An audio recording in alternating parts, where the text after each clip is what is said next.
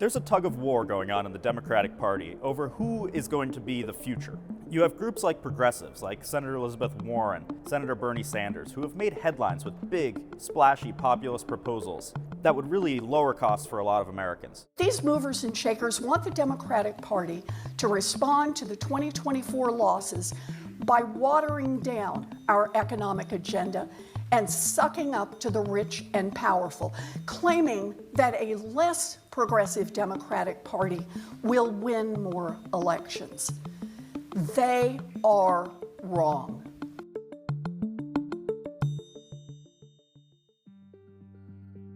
The New Democrat Coalition is a group of House Democrats, about 115 strong, that push for more moderate proposals than their populist counterparts.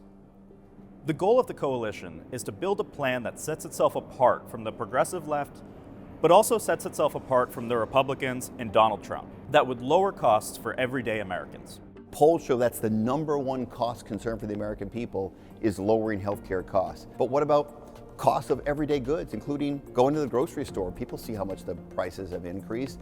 These tariffs have got to go, and we are fighting to get rid of it. And what about energy prices? That's another area that people need to be thinking more about.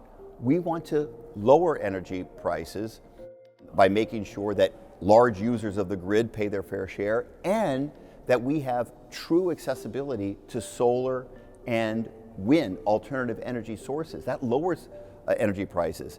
You won't find these big splashy proposals that are being proposed by senators like Senator Elizabeth Warren or Senator Bernie Sanders in this proposal. Things like capping credit card interest at 10%, or taxing the rich at a much higher rate than everyday Americans. What you will find, though, are proposals that the New Democrats say they can actually find common ground on and pass to lower prices for Americans. The New Democrat Coalition is targeting 5 areas to lower prices.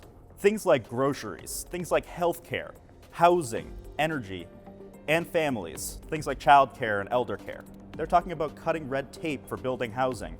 On energy, they're talking about permitting reform that might lower costs on utility bills, increasing biofuels, which could lower cost at the pump. And to do that, they're talking about rolling back the tariffs that President Trump has put into place, along with other things like supporting small grocers and supporting small farmers. New Democrats are going to focus in on good public policy. Good public policy is good for the American people and good for business.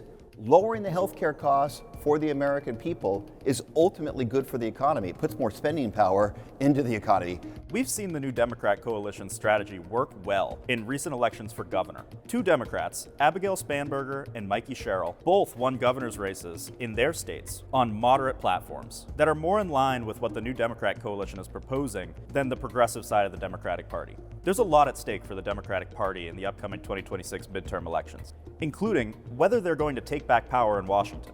We can only win this election if independents and moderate Republicans want change. They want to see elected officials who will really fight to lower costs. And that's where the New Dems come in. We can best appeal to independents and moderate Republicans so that we can deliver the majority to Congress for the American people. This affordability idea has become a big liability for the incumbent Republican Party.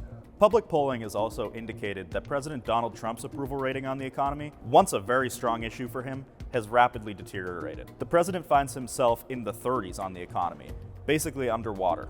There is a percentage of the population that supports a lot of these more progressive policies, especially in urban centers and northeast states. But we've never really seen them catch on among the median voter, the bulk of voters that Democrats need to make a majority in Washington.